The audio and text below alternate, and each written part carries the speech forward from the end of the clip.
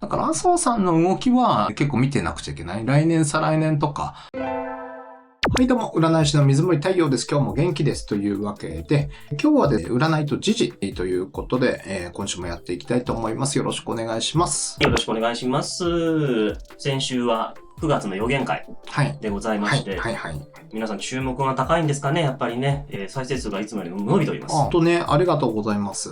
助かります。もうよかったら通常の時事会も見てください。よろしくお願いします。よろしくお願いします。ね、スマホで見るとハイプなんていう機能も始まりましたから。そうですね。ぜひ拡散してください。よろしくお願いします。というわけでございまして、占いと時事、引き続きやっていきましょう。本日9月2日収録分でございます。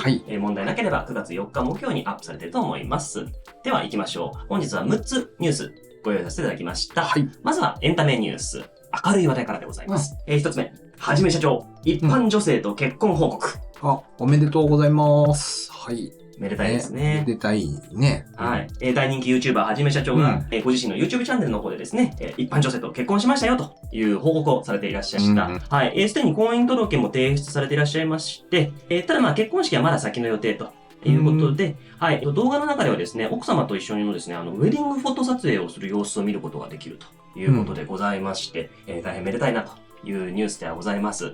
が、霜降り明星の粗品さんがご自身のね、YouTube チャンネルの中でですね、結婚めでたいねという話をしてるんですけども、ただ、ちょっとだけ似せたね。ちょっと似せました。ただ、お前も一般人やないかいっていう。はじめ社長を一般人と言っていいかどうかちょっと難しいんですけども、なんていうニュースが今回はございました。はじめ社長の運勢とかっていうのはどんな感じなのかなというところを伺えればと思いますが。見てみました。普通にずっと運がいい人なんですよ。なるほど。天中殺とかね、空亡とかっていうと、中水命やってる人にも見ないんだとか、大運でそんなもん見ないとかなんかいろいろ怒られちゃうんだけど、僕は結構出るなと思って見ています。で、23歳からの20年間っていうのが、この人そういう空亡期間というか、大運天中殺みたいな期間に入っていて、ずーっと成功する20年なんですよ。その後も60いくつまでいいから、やっぱり運がいいんだなみたいに。なんていうか、こういう時ね、僕がっかりしたりするんですよ。なんだみたいな。結構多いんですよ。成功者とか見てて、なんだみたいな、なんか、本当にいいんだなみたいなさ。結局本当運がいいんだなっていう人結構いるからと思うけど、そっちの方が多いです。基本的に。あれなんでだろうって思う番とか、けどね、2割くらいあって、それはね、見応えがあるんですよ。そういう時はね。だけど、そうだよね、みたいな。そういう普通に運の良さそうな人。運だけじゃないと本人の努力もあると思いますよ。だけど、で、その中でも今いくつだこれは 32 とかで、まだおそらくこの人の場合だと28くらいからの5年間くらいに結婚しそうなんですよ。だから今がその最中っていう感じなので、なるほどっていう感じですね。それから、だけどその中でも今年来年とそんなに運がいいわけじゃないから、もしかしたらこれきっかけでファンがちょっと離れちゃったりとか、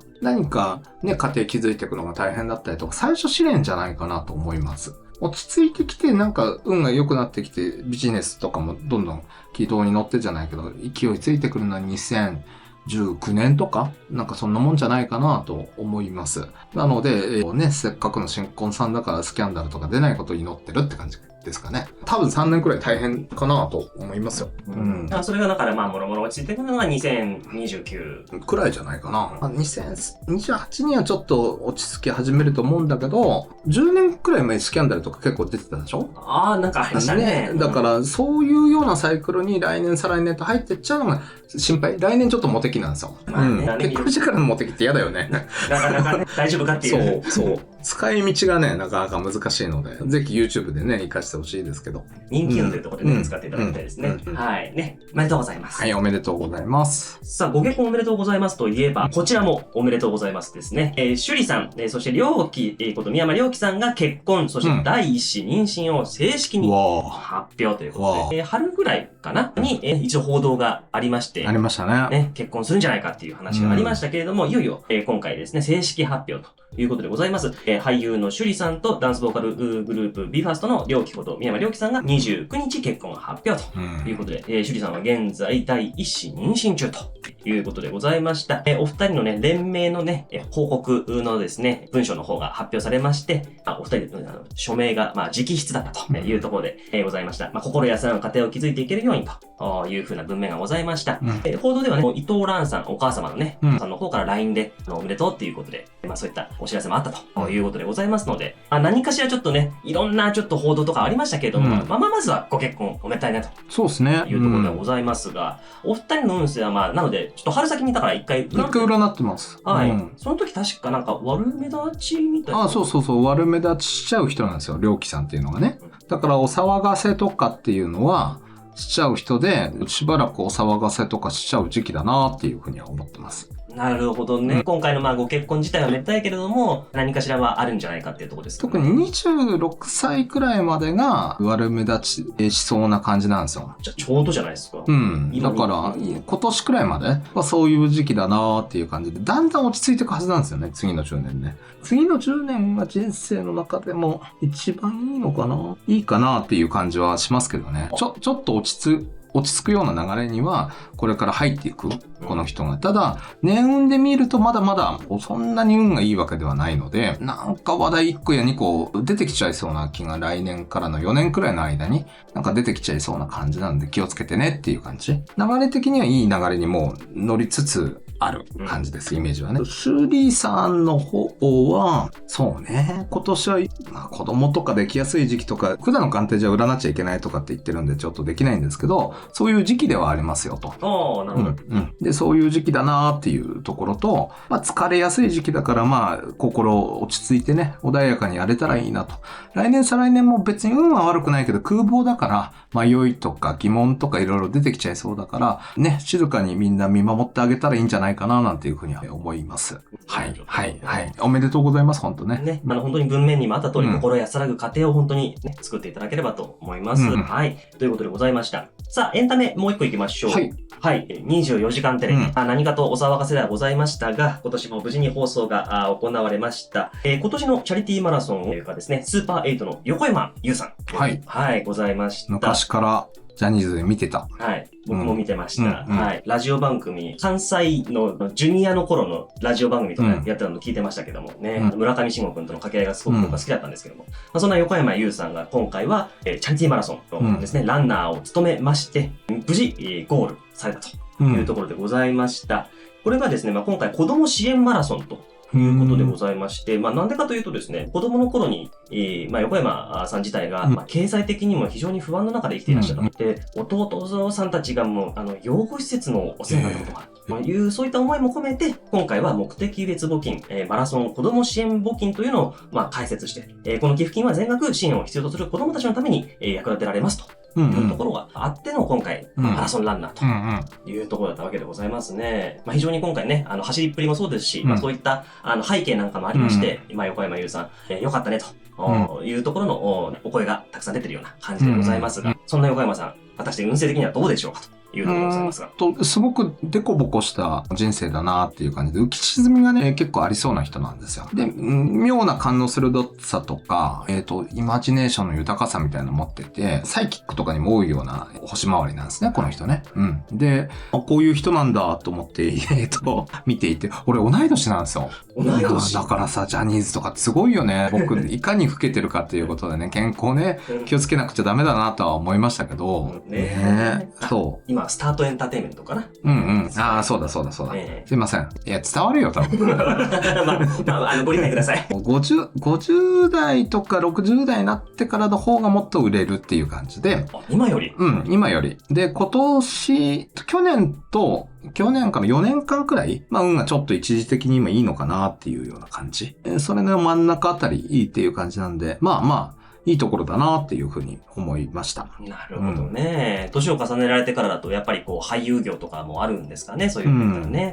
なんかそういうご活躍も見てみたいですけどね、ますますね。そうですね。全然、これからがいいんじゃないかなっていう気はしますけどね。なるほどね。いや、楽しみでございますね、それはね。はい、ということでございまして、横山優さんの話題でございました。さあ、後半戦参りましょう。はい。4つ目でございますが、ここからはですね、政治経済の話題でございます。まずは、これはね、先日もお伝えしました、アフリカホームタウン事業のそうそうはいそうそう。お話でございました。話題がね、なんか、火消し走ったけど全然消えないね。なかなか消えないなという感じではございますけれども、ただまあ BBC が報道内容を訂正したよということを JICA が報告しました。国際協力機構 JICA は30日までに第9回アフリカ開発会議で発表した国内の4つの地方自治体を JICA アフリカホームタウンと認定したことをめぐって、特別就労ビザを新設するなどと報じた BBC イギリス公共放送 BBC のこの報道内容が訂正されましたよ。はい。訂正されたということを JICA の方から報告されましたということでございます。ね、ナイジェリアの方から移民がたくさん来るんじゃないかとか、大丈夫なのかみたいな、ね、動画によっては500万再生ぐらいいってるようなものもありまして、大変、ネット上でも話題にはなったんですけども、一応、林官房長官は26日の記者会見で、あくまでインターン生の受け入れを想定していて、移民の受け入れではないよと。で、研修も終了した後は、研修生の出身国への帰国を前提としてますよということで、説明もしておりました。外務省の方も説明をしておりましたけれども、なかなかやっぱり、わーっと広がってしまったなということで、未だにちょっとまだまだくすぶってるなという感じではございます。そうですね。なんていうニュースもあったわけでございますけれども、そこに引き続いてですね、こんなニュースも入ってきております。参政党の神谷代表でございますけれども、日本はもともと移民国家じゃなかったかというようなお話をされていておりました。将来的な外国人受け入れ比率には上限 10% という言及したというようなニュースでございます。日本人ファーストを掲げて参議院選挙で躍進した参政党の神谷宗平代表なんですけれども、8月の28日ですに配信されましたメディアアーティスト落合陽一氏、これね、とあるサイトから参照していってるんですけど、落合陽一さんのことメディアアーティストって言うんですね。あ、そうなんだね。なんか学者さんだと思ってた。僕も思ってましたけども、落合陽一さんが出演されていらっしゃいますニュースピックスの YouTube 番組の方で、日本の成り立ちについて、移民国家だったじゃないかという認識を示されて、将来的な外国人の受け入れ比率については、上限は 10% 以下ではないかと指摘した。出入国在留管理庁によりますと、現在の総人口に占める外国人比率は約 2.8%、で、2070年には 10% を超えるという試算があるということで、これを受けてのね、10% 以下にしましょうよというようなお話もありまして、なかなかちょっとこの移民問題というのが、引き続きいろいろと。移民ネタ2本だね。この2本がちょっと出ているという状態ねえ、なんか扱いづらいっちゃ扱いづらいんだよね。なかなかちょっと。そう、なかなか差別だって言われかねないし、なかなかこう喋りにくいところもあるんですけど。いろんなご意見ありますからね。そうなんですよ。で、ホームタウンって言ってる時点で、いかがわしいよね。そうじゃないって言うんだったらいかがわしいです。なるほど。外務省さんというか、そうじゃないって言うんだったらね、誤解を与える言い方というかさ。なるほどね。相互、ね、言ってること自体はね、相互の交流だとか、人材をお互い育てていきましょうみたいな、そういうことはおっしゃってますけど、ホームタウンという、確かに名称だと、ちょっと勘違いされる方もいるかもしれないですよね。だって、追い切れてない不法移民になっちゃってる人とかいるでしょ、ビザ切れで。とか、行方不明者結構数千人とか毎年出たりするんですよ。で、それで今でも管理しきれてないところに、いっぱい入れてくのは、それは大変だろうし、だって、そこに住んでる人たちも知らないかったわけでしょ。そうですね。そう。で、三条市さんとの協定書っていうのがあってさ、そこでは定住とか定着の促進っていう文言があったんだって。定住、定着。だったらもうなんか、親っていう感じするじゃない。確かに。ちょっと心配になっちゃいますよね。それは。どういう意図があるんですか。いろいろネットだとまた陰謀論で、ほら、大阪万博の件でさ、竹中平蔵さん占ったじゃない。ありましたね。で、あの人ずっと悪目立ちだよって言って、今回もこの JICA の関連で、慶応の湘南藤沢キャンパスで、昔クラス持ってたから、やっぱり竹中の陰謀じゃないかみたいな。慶応のやつだからそう。絡んでるんだ。慶応でなんかそういう研究してたりするから、竹中が噛んでるんじゃないかとか、いろんなまた陰謀論が出てきてて、あの人はずっとそういう風に陰謀言われ続けるんだろうなっていう、そう風には思うけどね。陰謀じゃなかったらそれはそれで問題だしね。そうですよ。そうですよ。ね、何もないのにそんなこと言われちゃたまたまじゃないですか。だし、もし陰謀だとしたらみんなにとっても問題でしょ。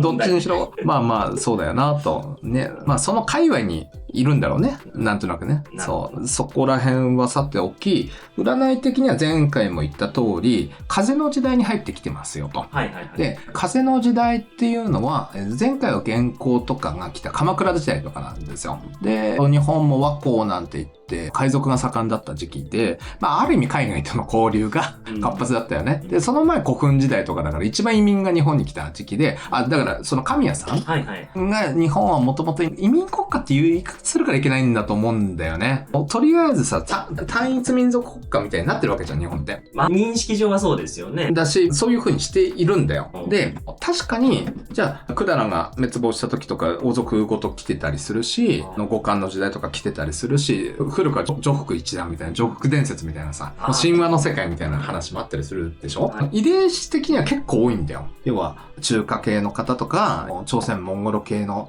方とかっていうのと、元々の縄文人っていうのが混じっている。で、それは1万年前からかもしれないし、途中からかもしれないし、けど結構、国有石とか取れたからね、火山が多くて。だから、なんか、日本って結構、都市だったわけですよ。なるほどね。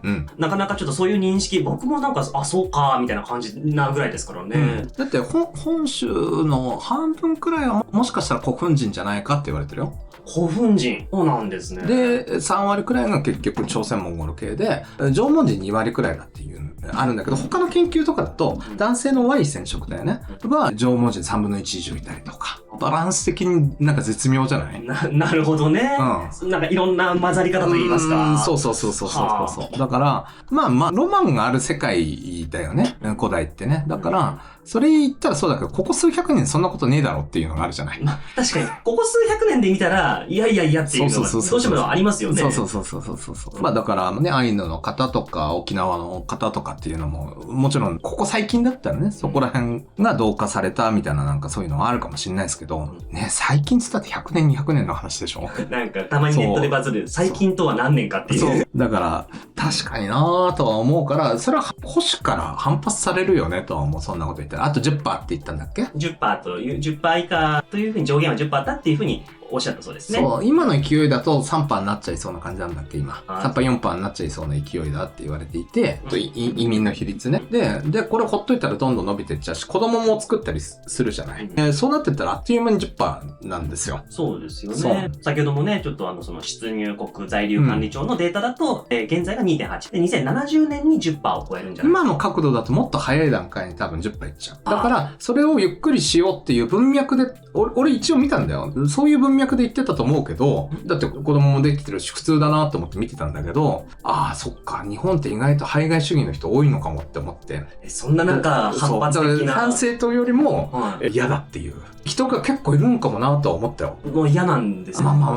気持ちはわからんでもないけどね。あれもバズってたじゃない？消してくださいって、言ってた女子高生のやつ。イーロン・マスクが拡散しちゃったやつで、石破やめろデモみたいな。この後で喋るか。そんなんありましたね。あった。ちょっとこの辺の話をじゃあ、ちょっと引き継いでしちゃいましょうか。はい、最後のニュースでございます。ちょうど今日2日です。石破茂首相がですね、参院選の大敗は私の責任だというふうに発言しました。今日2日ですね、自民党本部で開かれました党両院議員総会の冒頭で挨拶をして、大敗した参議院選について、総裁である私の責任、そのことから逃れることはできないと述べて、自身の責任を認めたと、いうことでございました。地位に連々とするつもりは全くありませんって言ったら、国家国民のために、誠心誠意、全力で立ち向かう姿をお示ししたいと、責任から逃れることなく責任を果たしたいというふうに訴えたというところで、どうしても昨今石破おろし、ずっと続いている中でのこの発言はなかなかちょっと大きいかなというところでございますし、実はこの28日にですね、先ほどもお話でおりました神谷代表がですね、なんと自民党の麻生太郎氏と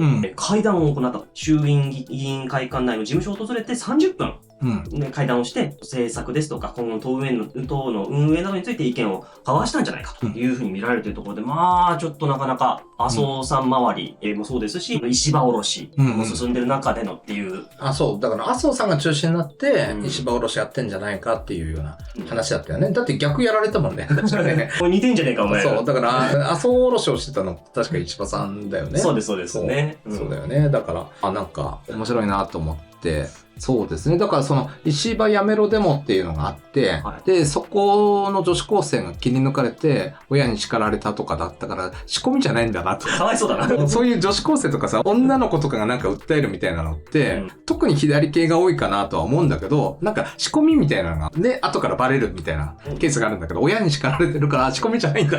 自分の意思で言ったんだな。そう。ね、やっぱ怖いって、レイプとかね。やっぱりその移民が増えると、そういう犯罪が増えるんじゃないかと。うん。ね、だから文化が違うから、クルド人のほら、ね、そういう事件あったじゃないですか。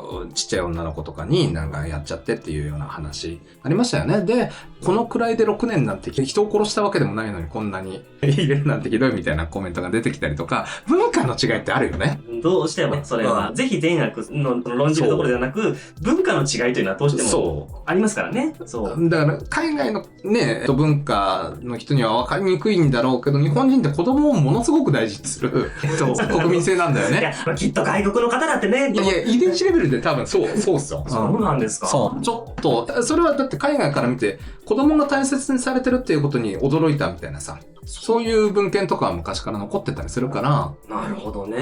ちょっと我々が思ってる以上にもっと雑に扱われるもんだったりとかっていう国って世界中いくらでもあるわけですよ。日本だと戦時中とかね、なんかこう子供たくさん産んで、なんか一人ぐらい亡くなってもわかんねえやみたいなのはなんかあったじゃないですか。それもなんか戦時中だからみたいなところとか、戦後だからみたいなのはありますけど、それが DNA レベルで嫌だみたいな人は多いんだと思うよ。なるほどね。土壌とかもあるから、だからやっぱ移民はな、別にゆっくりにした方がいいとは僕も思ってはいて、だけどなんか日本語とか、しかも文字と音声ね、両方ね、使えて、日本国籍持ってて、日本文化好きで好きなコンテンツ10個くらい言える人だったら、全然仲良くなれると思うんですよ。そうですよね。で、そういう人嫌だっていう人ってあんまりいないような気がするんだけど。そうですよね。鬼滅好きですとか、なんか、呪術廻戦見てます。呪術廻戦まで見てる外国人だいぶだな。だよね。だけどなんかそういうダンダダン好きとかわかんないけどね。別にいいじゃないですかとか、神社とか行ってみたいとか、おーみたいな感じで。ね、そういう感動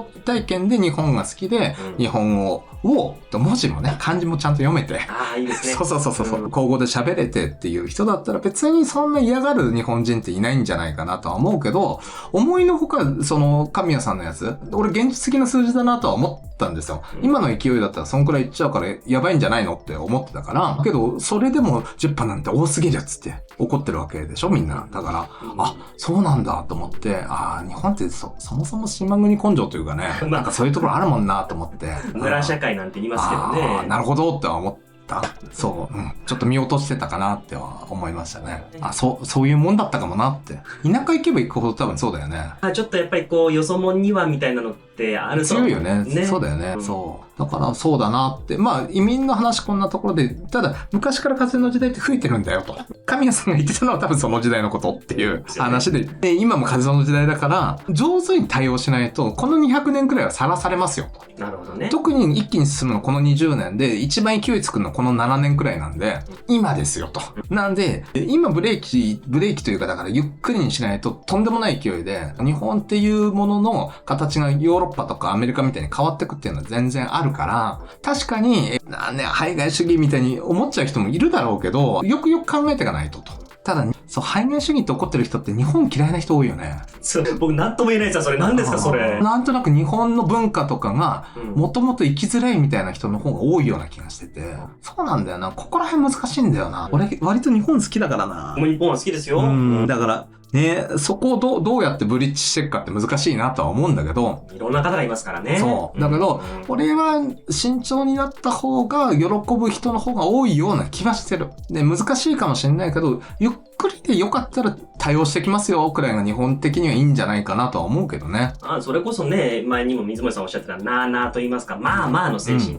とか、業に入れば業に従えと。それが傲慢だって感じる人もいるかもしれないけど、俺、知恵だったと思うよ、と。僕はね、個人的にはそんな見解です。ただ、増えます。どんどん増えます。そういう時代です。はい。こういう話どんどん増えるし、分断も起こるでしょうと。一人一人がブリッジしていくことを考えましょうっていう感じですかね。で、もう一つのネタに戻るけど、麻生さんか。そう、麻生さん占おうと思って、今だから、参政党周りとも絡んだり、面白いじゃないですか、動き方が。そうですよね。そう。なんかキングメーカーなんてよく言いますけどね。で、トランプさんと挨拶してたよね、去年ね。されてらっしゃいましたね。帽子をスッとこう下ろすところが様になってらっしゃるみたいなね、ありましたね。なんか、麻生さんとかになってくるとね、水の話とかいろいろ出てきたりとか、ここら辺もディープだからな、どこまで話していいのかわかんないんだけど、麻生さんが良かった時代っていうのはやっぱり総理やってた時とか結構前なんですよね。で、もう一回この人の本当に運が良くなるの、実はこれからだっつったらみんな驚きますか？これから？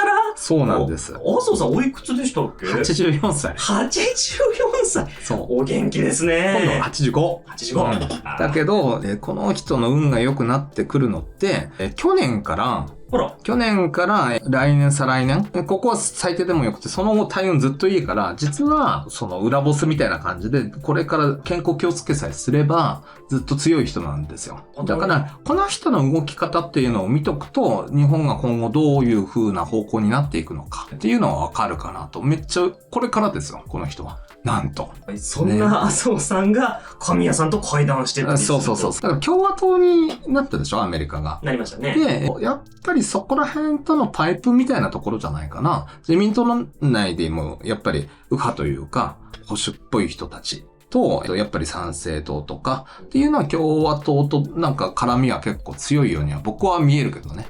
あとは国民民主か。っていうところだと思うけど、だから麻生さんの動きは結構見てなくちゃいけない。来年再来年とか影響力ものすごく発揮するような気はします。それがいいことかどうかはわからない。なかなかこう、日本もそうですし、世界中がね、何かしらやっぱり大きな変動を迎える時期っていうのはね、このセレネチャンネルでも何度もお伝えしているところですから、そこでどう動かれるかっていうのはちょっと本当に注目ですね。だから、よく見といた方がいい人物だと思います。はい。なるほど。ということでございまして、本日は6つほどニュースの方をお届けさせていただきました。はい。これからもね、この占いと時事はやっていければなとは思っておりますが、そのためには皆様からの応援が必要でございます。はい。よかったら、評価。それから、まだチャンネル登録してないよって方は登録。そして、コメント。あんまりなんかちょっと攻撃的なコメントはちょっとね、いろんなご意見あると思いますけれども、なるべくちょっと皆様ね、穏やかな感じでコメントいただければ嬉しいかなと思います。いいよ、俺ディベートするから。すごいこと言ってる。って言われたら。これダメだ。P です。